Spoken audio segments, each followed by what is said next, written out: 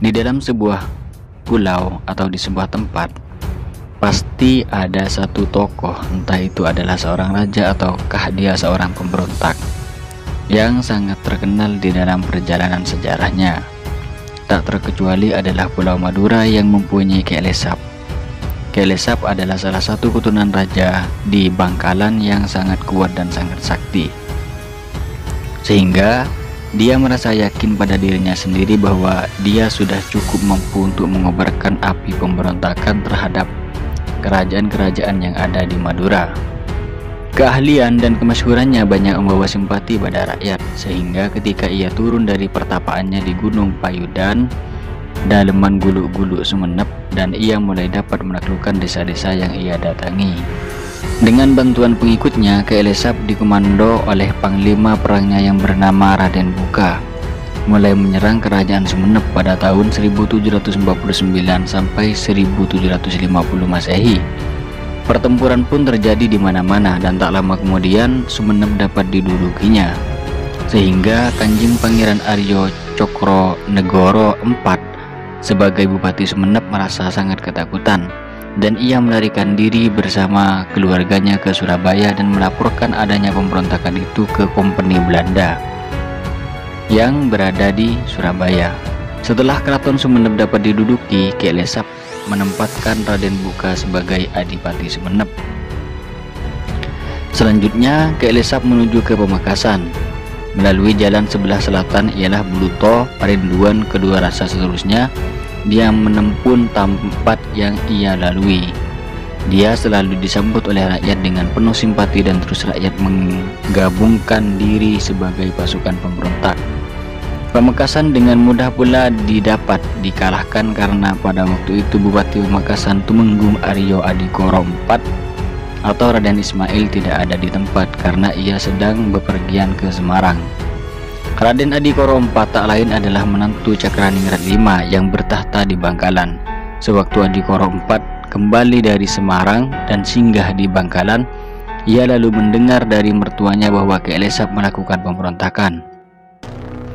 Setelah mendengar berita itu, Adikoro IV meminta diri kepada ayahnya untuk berangkat berperang melawan Kelesap. Ia sangat marah karena memikirkan nasib rakyat Pamekasan yang tentunya kocar-kacir karena ditinggal pemimpinnya. Dengan diiringi pengikutnya yang masih setia, Adikoro IV terus menuju ke Sampang. Di kota ini ia berhenti untuk beristirahat sebentar. Pada saat makan siang datanglah seorang utusan Kelesap dengan membawa sepucuk surat yang isinya menantang untuk berperang. Adikoro IV sangat marah dan serta-merta nasinya tidak dimakannya, bahkan ia terus berdiri dan menanyakan kepada orang-orang banyak siapa yang sanggup mengikuti dirinya untuk berperang dengan Kelesap. Penghulu Bagandan tidak menyetujui untuk berangkat segera karena hari itu adalah hari naas dan menasihatkan untuk berangkat keesokan harinya saja. Tetapi Adikoro tidak sabar untuk menunggu semalam saja. Ia menanyakan lagi siapa yang sanggup mati bersama-sama dengannya. Penghulu Bagandan menyahut bahwa ia yang pertama bersedia untuk mati bersama pemimpinnya. Karena itu tanpa ditunda-tunda lagi Adikoro berangkat dengan diikuti penghulu Bagandan dan pengiring-pengiring menuju ke Pamekasan. Adikoro IV dan pasukannya mengamuk sedemikian rupa sehingga musuhnya dapat dipukul mundur sampai ke Pegantenan, salah satu nama kecamatan di Kabupaten Pamekasan. Namun karena jumlah pasukan Adikoro sangat sedikit dan ia sendiri sudah amat lelah, maka tidak lama kemudian perutnya terkena senjata sampai ususnya keluar. Tetapi semangatnya tidak padam. Dengan melilitkan tangkai ususnya pada tangkai kerisnya, ia terus mengamuk dengan tombaknya. Rupanya ia kehabisan tenaga juga dan terus jatuh dan meninggal dunia. Demikian pula penghulu Bagandan gugur di medan pertempuran bersama Adikoro IV. Setelah Adikoro IV dapat dikalahkan, maka Kelesap beserta pasukannya terus menuju ke Bangkalan. Saat itu Bangkalan dipimpin oleh Raden Adipati Sejo Adiningrat I pada tahun 1736 sampai 69. Di Bangkalan pertempuran hebat pun dimulai. Sebab pasukan Cakraningrat V mengadakan perlawanan-perlawanan yang cukup berkobar, tapi lama-kelamaan pasukan Bangkalan dapat dipukul mundur, dan saat bantuan kompeni Belanda telah didatangkan dari Surabaya, pertempuran pun terus berkobar kembali. Bantuan kompeni Belanda tidak dapat bertahan dan terpaksa mundur pula. Mereka hampir kalah. Cakraningrat V akhirnya mengungsi ke daerah Malaja, sedangkan benteng masih dipertahankan oleh pasukan kompeni Belanda.